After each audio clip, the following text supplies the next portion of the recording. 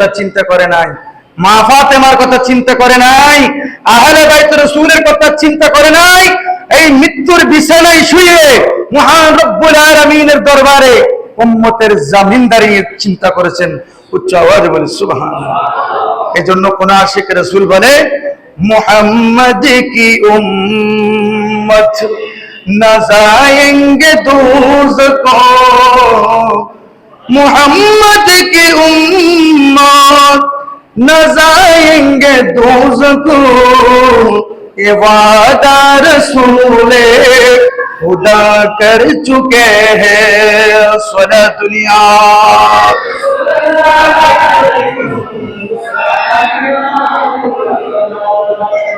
আরো বলা হয়েছে, ইয়া রাসূলুল্লাহ, আপনার প্রভু কি আপনাকে বলে নাই, ওয়ালা সাউফা ইউতিকা রাব্বুকা ফাতারদা, আপনার প্রভু আপনাকে বলেছেন, সূরা দুহার মধ্যে বলেছেন, আপনাকে কিয়ামতের ময়দানে আল্লাহ রাজি করে ছাড়বে। সুবহানাল্লাহ। তখন এই আয়াতের কথা যখন বলেছে, আল্লাহ রাসূল বলেছে, আমার উম্মত একটা উম্মত পর্যন্ত যদি যতক্ষণ না পর্যন্ত জাহান্নামে থাকবে আমি নবী খুশি হব না। সুবহানাল্লাহ। সকল উম্মতকে আমি জাহান্নাম থেকে তুলে তুলে জান্নাতে নিয়ে যাব। সুবহানাল্লাহ। আল্লাহ রাসূল বলেন, শাফাআতি উম্মতি লিআহলিল কাবায়ের। সুবহানাল্লাহ।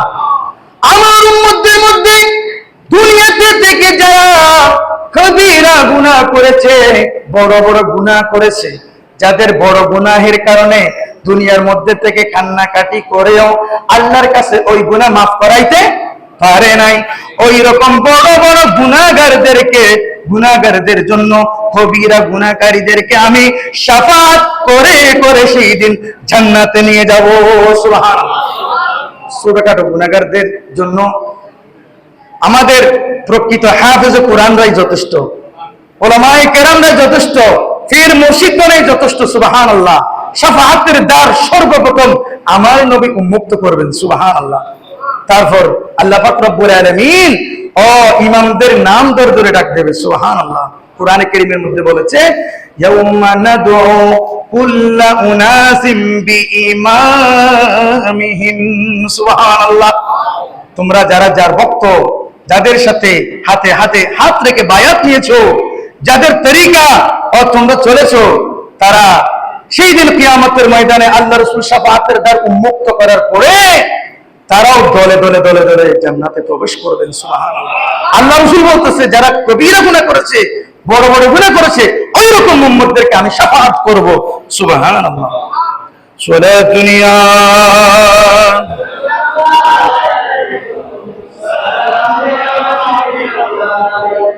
আল্লাহ রাসূল আবার খুশি হয়ে গেলেন, ফা ইন্নী লা আরদা আন্না ওয়াহিদান মিন উম্মতি ইয়াদখুলুন নার। আল্লাহ রাসূল বলতেছে, আমার উম্মতের একটি লোক জাহান্নামে গেলেও আমি খুশি হতে পারবো না। যখন আল্লাহর দরবার থেকে সুসংবাদ চলে আসলো, আল্লাহ রাসূল ওয়াসাজাদা শুকরান লিল্লাহি, আল্লাহর দরবারে শুকরিয়ার সিজদা দিয়ে দিলেন। সুবহানাল্লাহ। শুকরিয়ার সিজদা দিয়ে দিলেন। ওয়াতাওয়াদা মা জিবরাইল আলাইহিস সালাম দাল ফিরাক, এবং হযরত জিবরাইল আলাইহিস সালামের নিকট বিরহ ও বিদায় নিলেন, শেষ বিদায় নিয়ে নিলেন জিবরাইল আলাইহিস সালাম থেকে। সুম্মা উগমিয়া আলা রাসূলিল্লাহি সাল্লাল্লাহু তাআলা আলাইহি ওয়াসাল্লাম, অথবা রাসূল সাল্লাল্লাহু আলাইহি ওয়াসাল্লাম সংজ্ঞাহীন হয়ে নির্ভয়ে রাসূল পাক সাল্লাল্লাহু আলাইহি ওয়াসাল্লাম এবার মৃত্যুর জন্য প্রস্তুতি নিলেন। সুবহানাল্লাহ। 12 রবিউল আউয়াল সোমবার দিন, সোমবার, ঠিক আছে, অতঃপর 12 রবিউল আউয়াল সোমবার আল্লাহ তাআলা তাকে ইহদিয়াম থেকে আল্লাহর দরবারে উঠিয়ে নিলেন। সুবহানাল্লাহ। যে সোমবার আল্লাহ রাসূল সুবহে সাদিকে দুনিয়ার মধ্যে এসেছে, ঠিক সেই সোমবার রাতে আল্লাহ পাক রব্বুল আলামিন আমার নবীকে তুলে নিলেন। সুবহানাল্লাহ। সুবহানাল্লাহ। অনেক ভাইয়েরা বলে, আমরা সোমবার রাসূল পাক সাল্লাল্লাহু আলাইহি ওয়াসাল্লাম দুনিয়ার মধ্যে এসেছে, আবার সোমবার 12 রবিউল আউয়াল বিদায় নিয়েছি। তো অনেকে বলে ওফাতুন নবী কেন আমরা পালন করি না? তাদের জন্য বলবো, যে সমস্ত ভাইয়েরা আপনারা এই সমাজ নিয়ে, এই বুঝ নিয়ে এই কথা বলেন, তাদের উদ্দেশ্যে আমি মেসেজ দিতে চাই, প্রিয় ভাইয়েরা, আল্লাহ রসুলকে ওই দিন উঠিয়ে নেওয়ার কারণ তো হচ্ছে আমরা যেন ওফাতুন নবী করতে না পারি, ঠিক কিনা ভাইয়েরা? আল্লাহ রসুল বলতেছে, হাদিস শরীফের মধ্যে বলতেছে, হায়াতি খায়রুল লাকুম ওয়া মামাতি খায়রুল লাকুম। ও আমার উম্মত, তোমরা জেনে রাখো, আমি রাসূলের হায়াত যেমন তোমাদের জন্য কল্যাণকর, আমি রাসূলের ইন্তেকালও তোমাদের জন্য কল্যাণকর। সুবহানাল্লাহ। আমরা কিভাবে মিলাদুন নবী না করে ওফাতুন নবী করতে পারি?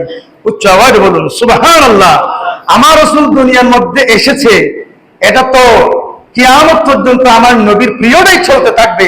আমার নবী এসেছিলেন, চলে গিয়েছিলেন, আমার নবী মারা গেছেন, এটা তো আমরা আশিক রাসূলরা বলতে পারি না। উচ্চ আওয়াজে বলুন সুবহানাল্লাহ। যেহেতু কোরআনে কারীমের মধ্যে আল্লাহ অন্য আয়াতে বলেন, ইয়া আইয়ুহান নাবিয়্যু ইন্না আরসালনাকা শাহিদান ওয়া মুবাশশিরান ওয়া নাযীরা। ইয়া রাসূলুল্লাহ, কিয়ামত পর্যন্ত আপনার উম্মতের জন্য আপনাকে আমি সাক্ষীদাতা বানালাম। সুবহানাল্লাহ। সাক্ষ্যদাতা কাকে বলে? সাক্ষ্য কি রকম? সাক্ষ্য বলে যেই ঘটনাকে নিজের চোখে দেখে, নিজের কানে শুনে, এটাকে বলে সাক্ষী। কিয়ামতের দিন আল্লাহ রাসূল উম্মতে মুহাম্মদের জন্য সাক্ষ্য হবে। তার মানে বোঝা যায় আল্লাহ রাসূল হায়াতুন নবী। উচ্চ আওয়াজে বলুন সুবহানাল্লাহ। সময় তো কম, আমি অনেক কিছু নোট করেছিলাম। এখানে আল্লাহ রাসূল যে ইন্তেকাল করেছে, আল্লাহ রাসূল যখন ইন্তেকাল করলেন, আল্লাহ রাসূলের ইন্তেকাল সোমবার রাত পার হয়ে, মঙ্গলবার সারা দিন পার হয়ে, বুধবার রাতে আল্লাহ রাসূলের দাফন হলো। সুবহানাল্লাহ। অনেক সময় গেল না? এর ভিতরে যখন আল্লাহ রাসূলের ইন্তেকাল ঘটলো, তখন মদিনাবাসী সহ সারা আরবের মধ্যে আল্লাহ রাসূলের শোকে সবাই কান্নাকাটি আরম্ভ করলেন। সুবহানাল্লাহ। ওইদিকে আশিক রাসূল ফারুক আজম রাদিয়াল্লাহু তাআলা তরোয়ার, কুশমুক্ত তরোয়ার নিয়ে দাঁড়ালেন। আমার নবীকে কেউ মারা বলতে পারবে না, আমার নবীকে কেউ মারা বলতে পারবে না। আমার নবী তো ঘুমাচ্ছে, আমার নবীকে মারা বলা যাবে না। যে আমার নবীকে মরেছে বলবে, আমার নবীকে যে কবরে দিতে চাইবে, আমি তার সের দুখণ্ড করে ফেলবো। সুবহানাল্লাহ। ফারুক আজম কি রকম আশিক রাসূল! ডাইরেক্ট এটা হাদিস শরীফের বর্ণনা। ফারুক আজম খুশমুক্ত তরবারি নিয়ে দাঁড়াইলেন, আমার নবীকে যে মরা বলবে তার আজকে মস্তক উপড়ে ফেলবো। সুবহানাল্লাহ। এখন এই সময়ের মধ্যে কৌশল কাটিয়ে ওদের আল্লাহ রাসূলকে তো কাফন মোবারক দিতে হবে, দাফন মোবারক করতে হবে। সাইয়েদনা সিদ্দিক আকবর রাদিয়াল্লাহু তাআলা আনহু, ওমর রাদিয়াল্লাহু তাআলাকে ঠান্ডা করার জন্য ওমর রাদিয়াল্লাহু তাআলা আনহুর সামনে গেলেন এবং একটি আয়াতে কারিমা তেলাওয়াত করলেন। বিসমিল্লাহির রহমানির রহিম। ওয়া মা মুহাম্মাদুন ইল্লা রাসূল قد خلت من قبله الرسل أفإن مات أو قتل انقلبتم على أعقابكم وما كان لنفس أن تموت إلا بإذن الله كتابا مؤجلا। সুবহানাল্লাহ। এই আয়াতে কারিমা তেলাওয়াত করে ফারুক আজমকে হযরতে সিদ্দিক আকবর ঠান্ডা করলেন। সুবহানাল্লাহ। যে আল্লাহ রাসূলের মৃত্যু, আমাদের মৃত্যু, পার্থক্য কি একটু শুনবেন। মাদারিজুন নবুয়ত, হযরতে আব্দুল হক মুহাদ্দিস দেহলভী, হাদিসের যিনি মানে শ্রেষ্ঠ মুহাদ্দিস, উনি ওনার কিতাব মাদারিজুন নবুয়তের মধ্যে লিখেছেন। আর অনেক কিতাবে আছে, অনেক তাফসীর আছে। আল্লাহ রাসূলের ইন্তেকাল হয়েছে, আমাদের ইন্তেকালের মত নয়। কিছুক্ষণ সময়ের জন্য আল্লাহ রাসূলের ইন্তেকাল হয়েছে। আজরাইল আলাইহিস সালাম আল্লাহ রাসূলের রূহ নিয়ে যখন দুনিয়া থেকে প্রথম আসমান, দ্বিতীয় আসমান, তৃতীয়, চতুর্থ, পঞ্চম আসমান আরশ আল্লাহ পর্যন্ত নিয়ে বাইতুল মামুরে গিয়ে জিবরাইল আলাইহিস সালাম এই রূহ নিয়ে ঘুরতে আছে। এই রূহের তাজাল্লির গরমে আজরাইল আলাইহিস সালাম কোন রকম শান্তি পাচ্ছেন না।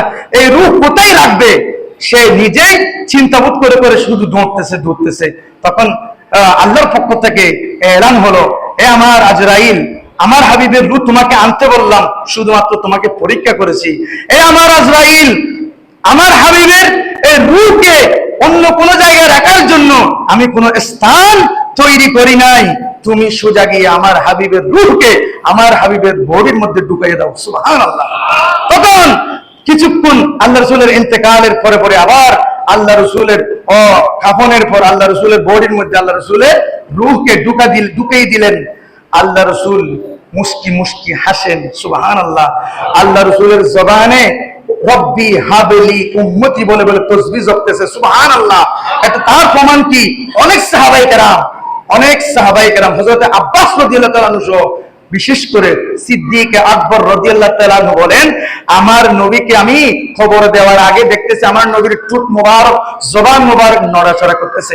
আমি সিদ্দিক আকবর কান লাগাই শুনলাম। সুবহানাল্লাহ। কান লাগাই যখন শোনার চেষ্টা করলাম, আল্লাহ রাসূল জপতেছে রব্বি হাবিলি উম্মতি, রব্বি হাবিলি উম্মতি। উচ্চ আওয়াজে বলুন সুবহানাল্লাহ। কিন্তু শুনুন আমার ভাইয়েরা, আমার রাসূলের এই জবান নাড়াচাড়া করার সময়ও আমার রাসূল মুস্কি হাসি দিয়ে আমাকে বুঝালেন এই অবস্থায়ও আমাকে দাফন করাইতে হবে। সুবহানাল্লাহ। এটা হলো আমার আল্লাহর খেল। আল্লাহ পাক রব্বুল আলামিন রহমাতুল লিল আলামিন পাঠালেন, অদ্বিতীয় রাসূলকে পাঠালেন। আল্লাহ রাসূলের আশা যেমন অদ্বিতীয় বেমিসাল, আল্লাহ রাসূলের ইন্তেকালও বেমিসাল অদ্বিতীয়। আল্লাহ রাসূল ভাবে আমাদের থেকে বিদায় নিলেন।